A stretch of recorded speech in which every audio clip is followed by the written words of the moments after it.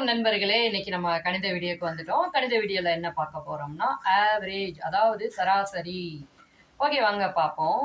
ஒரு வகுப்புல வந்துட்டு 15 மாணவர்கள் இருக்காங்க. 15 மாணவர்களுடைய வெயிட், அதாவது எடை, அவர்களுடைய எடையோட சராசரி என்னன்னா 24 அப்படின்னு சொல்றாங்க. ஒரு டீச்சர் வந்து புதுசா அந்த வகுப்புக்கு வர்றாங்க. அவங்க வந்த உடனே என்ன ஆயிடுது, அவங்களுடைய எடையோட சராசரி வந்து 25ஆ மாறிடுது.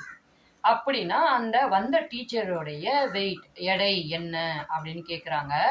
அப்போ நம்ம வந்து எப்படி பண்ணணும் அப்படின்னு பார்ப்போம். இதுக்கு ஒரு ஷார்ட்கட்டும் இருக்குது, நான் அதை உங்களுக்கு சொல்லித்தரேன். இப்போ நார்மலாக எப்படி பண்ணலாம் அப்படின்னு பார்ப்போம்.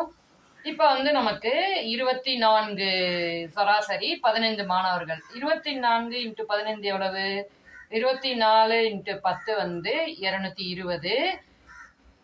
24 × 5 வந்து எவ்வளவு? 120. அப்போ ரெண்டையும் கூட்டினோம்னா நமக்கு 360 அப்படின்னு கிடைக்கும். 24 × 15 வந்து 360. ஓகேங்களா? இப்போ புதுசாக ஒரு டீச்சர் வராங்க. அப்போ எண்ணிக்கை வந்து 16ன்னு ஆகிடும். சராசரி எவ்வளோ ஆகுது? 25. 25 × 16 நம்ம பெருக்கணும்னா வந்து நமக்கு எவ்வளோ வரும்? 25 × 10 எவ்வளவு? 250.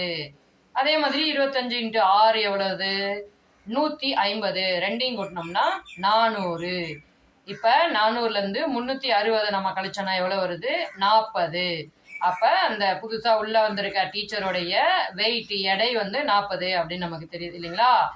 இந்த மாதிரி சுற்றி வந்து நம்ம பண்ணாமல் ஈஸியாக வந்து நம்ம பண்ணுறதுக்கு என்ன பண்ணலாம் அப்படின்னா ஒன்றுமே இல்லைங்க.